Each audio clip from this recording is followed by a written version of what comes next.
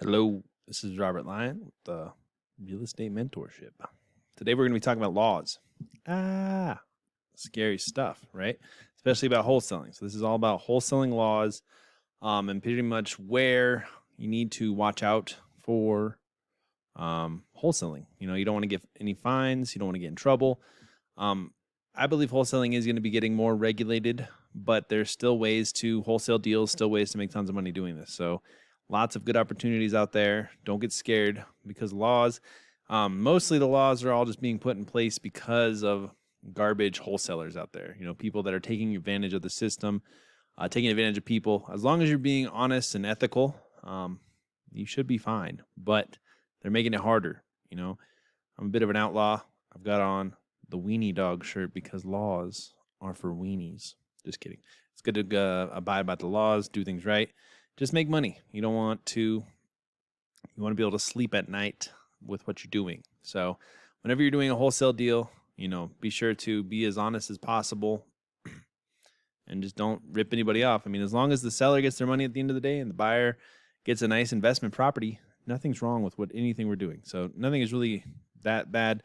It's just all those scumbags. You know, there's always that one guy that fucks it up for the rest of us. So let's just take a deep dive into, you know, there's pretty much only 3 places right now where it's pretty sketchy to wholesale. It's not even sketchy. We're going to talk about the ways to what to do if you're in those states.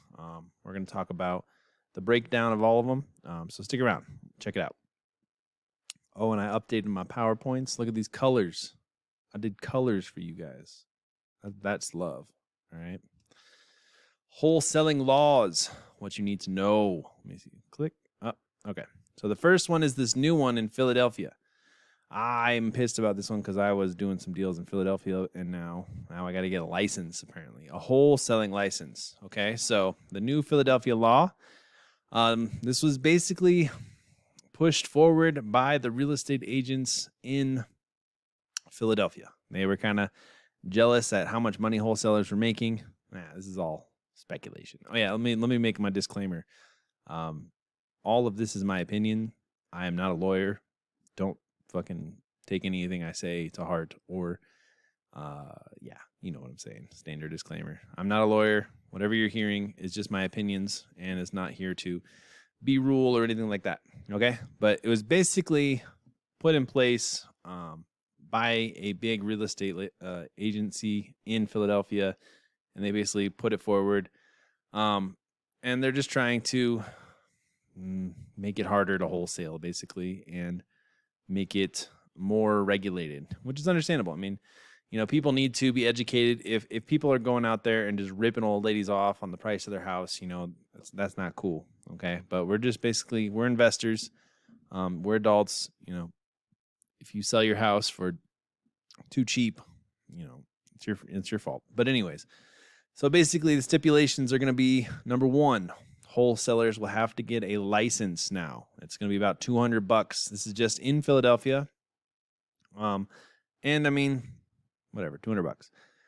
This is what the thing says. This is any agreement of sale entered into by a residential property wholesaler who has not licensed at the time of the solicitation may be rescinded, or whatever that word is, I don't know, at any time prior to the transfer of title. So that basically means that if you're about to wholesale a house in Philadelphia and you don't have your license, then they can back out at any time.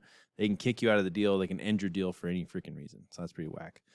Stipulation number 2, all wholesalers have to disclose all their businesses, LLCs they're in, so no hiding behind an LLC. So you can't even create an LLC, buy a house, and then sell the LLC to somebody else. So they basically cut that in the butt. That's the way you can kind of do some deals in other places.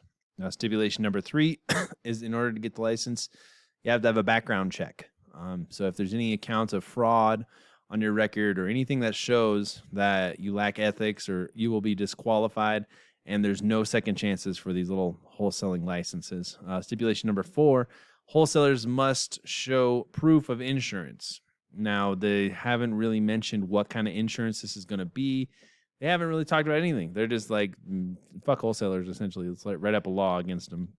But you're going to have to get some sort of insurance. It's probably It could be like an heirs and omission policy that real estate agents have to do, or something like that. I'm not 100%, but you're gonna have to have insurance.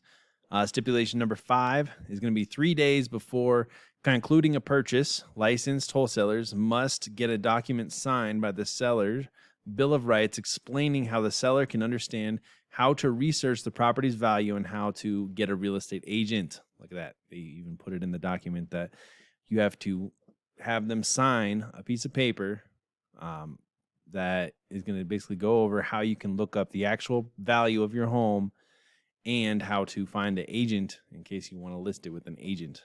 Damn agents getting all greedy. I mean, wholesalers we got to go out there and do all the dirty work for all these investors. It's not a bad thing. It's just rude. Agents are getting jealous. They only get 3%, and they see us making these, $10, $20, $40,000 commissions. Whatever. Okay, so you can lose your license, your wholesaling license, for any unethical or dishonest behavior. There's like a whole paragraph about it going over, if you lie or break the law or you do anything dishonest, you basically can lose your license. And number 6, they're going to create a do not solicit list, so that people that want to go on the list that do not want to be called over and over and over, which I get. There's a lot of people.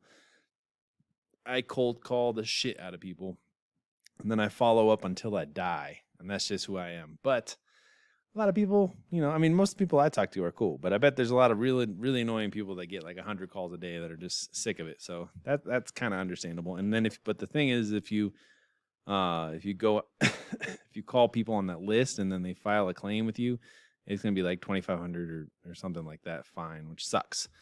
Okay. So what to do about the Philadelphia law? Oh, my face disappeared. I don't know what happened. Oh, I'm back. Let's go back. So basically, we need to embrace the change. There is now a barrier to entry. So that means that there's an advantage. There's an opportunity here, actually, because not just every Joe Schmo watching TikTok and YouTube is going to be able to or understand how to wholesale in Philadelphia. And there's a lot of pre-foreclosures, a lot of houses in Philadelphia that really need a lot of love. And it's just going to be something that if you are going to be around for a while, like me, maybe it's good just to go get a license. I mean, $200, that's not the worst thing in the world. Or you could go get your real estate license, be around $2,000, And then when you're ever doing deals in Philadelphia, all you got to do is be honest. You got to make sure that they understand kind of what you're doing. Or you can still double close deals, okay? Double closing is essentially, let's get into it. Double closing, right? You find somebody who wants to sell their house, right? Let's say they want to sell it to you for $100,000. Then you're going to go and find a cash buyer. You tell them, hey, if you want to buy this house, it's $120,000. And then you're going to get them to sign what's called a double close. And double closing is essentially where, I guess double closing is different than a double escrow. But double closing is where you actually get the funds, right? So someone will give you transactional funds. It's pretty regular. There's a couple different places that you can do it. They'll charge a little fee or whatever, and they'll actually give you the money just for the transaction, right? So you'll temporarily buy the house, right? You'll be on the title, and then you'll immediately sell it to the actual cash buyer and make that $20,000 in profit. So that's still doable in Philadelphia. It's just, more paperwork, and you got to make sure that your funders will come through and be quick and things like that, but it's still very possible. So, but I mean, I would just get the license if you're in Philadelphia, or I would just do it in a virtual market. Okay. But double closing is just another different kind of paperwork. It's very doable. And then just be honest, I guess, when you're doing houses in Philadelphia. Nobody wants to get sued or fined. But again, think about the opportunity. If everybody else in Philadelphia thinks, oh, you can't do it in Philadelphia, it's illegal. Well, then you can just be like, well, I'm going to do it the right way, and I'm going to do it legally, and I'm going to make a ton of money because everybody else thinks it's illegal. That's awesome. Illegal. I mean, Illinois is not as friendly as Philadelphia. Law SB 1872. You can do one deal per year, and anything else, or if you break that law, it's a $25,000 fine, which is total bullshit. I don't know why Illinois did this. Again, probably greedy lawyers and real estate agents were getting pissed that people were making money. So basically, why did it happen? Well, the government wants to step in and protect consumers. Total bullshit. Everything the government does seems to be really shitty. So How to wholesale in Illinois is to get your real estate agent license, which sucks. But hey, it's still doable. You can still wholesale. And how much does that cost? All right. So these are the 5 steps or 4 steps, whatever it is, to getting your real estate license so you can still wholesale or so you can, still be an investor in Illinois. Step 1, you got to be 18, have a high school diploma, and then you got to meet the state education requirements. It's different for every state. In Illinois, it's 90 hours of classes, costs about $500. Then you have to pass the state exam.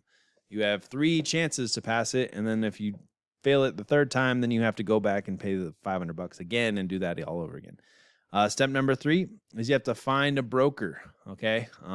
You can join, Berkshire Hathaway or some of these other really big brokers, but I recommend just finding a mom and pop, especially if you're just doing it to be an investor, because otherwise a lot of these brokers are going to expect you to go out there and make sales and make shit happen. And, we're just kind of trying to be our own hustle. I mean, there's nothing wrong with getting that 3 or 6% commission, but we got better ways right now to make money.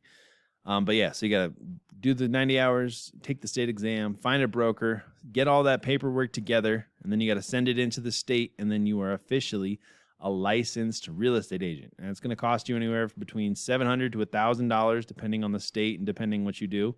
But there's other fees involved too. So other fees are going to be like post-education. In Illinois, you have to take another 30-hour course after a year to make sure your license is still thriving or whatever. I don't know how you do it. It's $100 though.